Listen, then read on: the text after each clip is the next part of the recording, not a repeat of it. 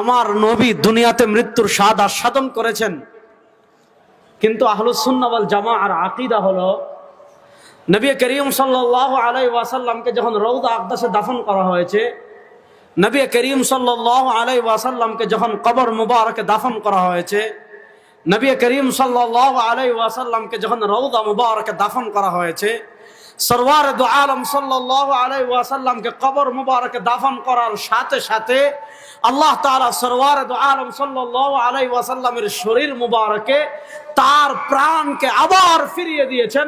এজন্য আহলুস সুন্নাহ ওয়াল জামাআতের আকীদা হলো আল্লাহর যত নবী দুনিয়াতে এসেছেন, আল্লাহর যত রাসূল দুনিয়াতে এসেছেন, সব নবী এবং সব রাসূলকে কবরে দাফন করার পর আল্লাহ তাআলা তাদের রূহকে তাদের শরীরে আবার ফিরিয়ে দিয়েছেন। যার কারণে আহলুস সুন্নাহ ওয়াল জামাআতের আকীদা হলো নবীগণ কবরে জিন্দা।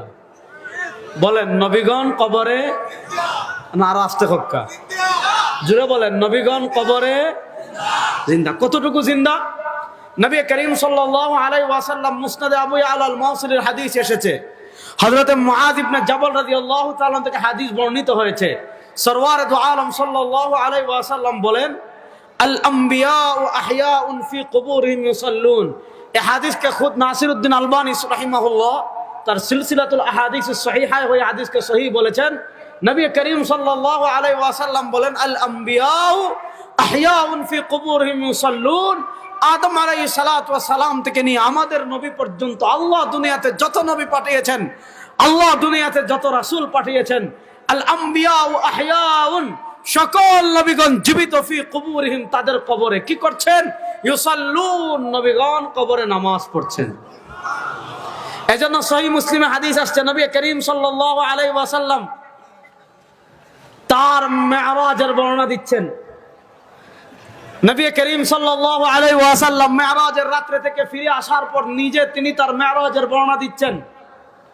তিনি বলেন, মারারতু লাইলাতান উসরিয়া বি আলা মুসা ইনদাল কাসিবিল আহমর। মেরাজের রাতে বুরাকে চড়ে বিদ্যুতের চেয়ে দ্রুত গতিতে আমি মক্কা থেকে বাইতুল মাকদিস যাচ্ছিলাম।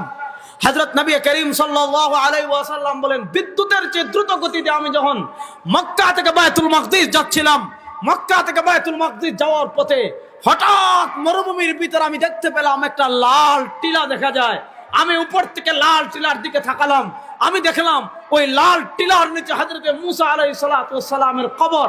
আর আমি দেখতে পেলাম ওয়া হুয়া কায়িমুন ইউসাল্লি ফি কবরিহি, হযরত মুসা আলাইহিস সালাতু ওয়াস সালাম তার কবরে দাঁড়িয়ে নামাজ পড়ছেন।